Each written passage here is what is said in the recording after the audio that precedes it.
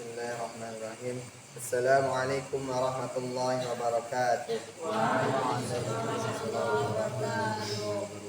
Kedua, hendaknya kita memelihara lidah dari berkata dusta, mengadu domba, berbicara sia-sia, memfitnah, bertengkar, mengumpat, membicarakan keburukan orang lain dan sebagiannya.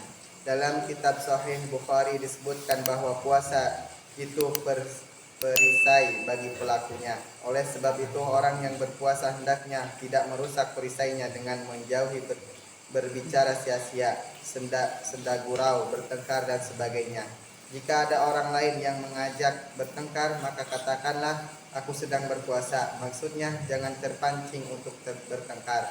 Apabila orang mengajak bertengkar itu orang yang paham, katakan padanya aku sedang berpuasa. Jika orang yang mengajak bertengkar itu orang yang bodoh, maka katakanlah kepada diri sendiri, aku sedang berpuasa. Tidak pantas meladeninya. Terutama yang juga harus dijauhi ialah dusta dan membicarakan keburukan orang lain. Sebagian ulama secara jelas telah mengemukakan bahwa kedua hal itu dapat membatalkan puasa.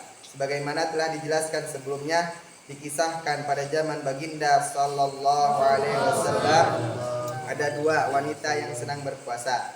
Namun keduanya didera lapar yang luar biasa sehingga nyawa mereka hampir melayang. Ketika para sahabat radhiyallahu anhum memberitahukan hal ini kepada baginda Nabi sallallahu alaihi wasallam, beliau mengirim sebuah mangkuk dan memerintahkan kedua wanita itu agar muntah ke dalam mangkuk tersebut. Ketika mereka muntah, tampaklah potongan-potongan daging dan darah segar di dalam mangkuk tersebut. Para sahabat radhiyallahu anhum sangat terkejut. Lalu baginda Nabi sallallahu alaihi wasallam bersabda, mereka berpuasa dari makanan halal tetapi memakan perkara yang haram dengan cara membicarakan keburukan orang lain. Hadis ini dengan jelas menyatakan bahwa membicarakan keburukan orang lain ketika berpuasa dapat menyebabkan puasa menjadi berat, sehingga kedua wanita tersebut hampir saja menemui ajalnya. Begitu juga dengan perbuatan dosa lain. Pengalaman menguatkan bahwa bagi orang-orang beriman dan bertakwa, menjalankan puasa terasa ringan bagi para pendosa. Puasa terasa sebagai beban yang sangat berat. Dengan demikian, orang yang berpuasa hendaknya menjauhi dosa-dosa, terutama membicarakan keburukan orang lain dan mengumpat yang bisa dilakukan untuk menghabiskan waktu.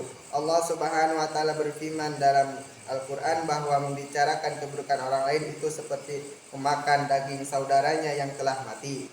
Ungkapan seperti itu juga dapat dijumpai dalam beberapa hadis. Misalnya suatu ketika baginda Rasulullah sallallahu alaihi wasallam melihat kumpulan orang, kemudian beliau bersabda, cungkillah kotoran di gigi-gigi kalian.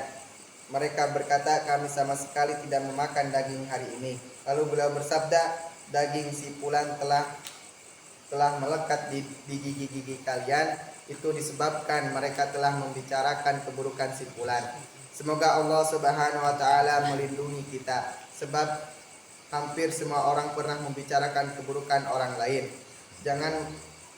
Jangankan masyarakat awam, tokoh-tokoh agama pun bisa terjerumus dalam perkara ini.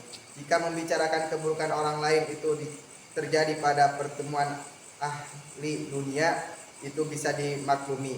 Tetapi kebanyakan majelis ahli agama pun tidak terlepas dari hal tersebut. Ironisnya, kebanyakan orang sama sekali tidak menganggapnya sebagai pembicaraan keburukan orang lain. Apabila ada perasaan tidak enak dalam hati sendiri atau hati pendengar, tatkala membicarakan keburukan orang lain, segera menutupinya dengan alasan hanya menceritakan pada adanya. Suatu ketika seorang sahabat radhiyallahu anhu bertanya kepada baginda Nabi sallallahu alaihi wasallam, apakah ghibah itu? Beliau menjawab, membicarakan sesuatu tentang saudaramu ketika dia tidak ada yang pembicaraan itu tidak disukainya, seumpama dia ada. Sahabat bertanya lagi, bagaimana jika keadaan saudaraku memang seperti itu? Beliau pun menjawab, jika yang diceritakan itu benar, itulah ghibah. Jika yang diceritakan itu tidak benar, berarti kamu telah memfitnahnya. Ketika melewati dua kuburan, baginda Nabi Shallallahu Alaihi Wasallam bersabda, kedua penghuni kubur ini sedang disiksa. Seorang disiksa karena suka membicarakan aib orang lain, yang lain disiksa karena tidak berhati-hati saat buang air kecil.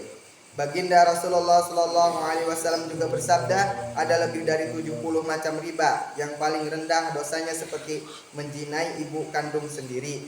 Mengambil 1 dirham dari riba lebih buruk daripada berzina 36 kali. Sedangkan riba yang paling buruk adalah merusak harga diri seorang muslim. Masih banyak hadis lainnya yang berisi peringatan keras terhadap perbuatan riba. Saya ingin sekali menulis hadis-hadis tersebut sebab kebanyakan pembicaraan kita dalam majlis dipenuhi dengan kemaksiatan. Namun demikian saya menganggapnya sudah cukup karena inti pembicaraan di sini bukan tentang ghibah. Saya berdoa semoga Allah Subhanahu wa taala menyelamatkan kita dari perbuatan dosa ini.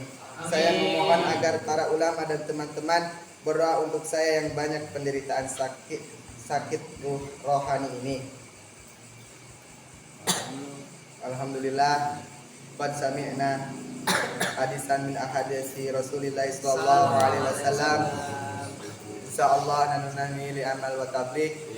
Wala nansa ananunya salat tahajud wa duha. Insyaallah. Kita manhadal majlis bi doa kifaratul majlis. Subhanallahi warahmatullahi wabarakatuh.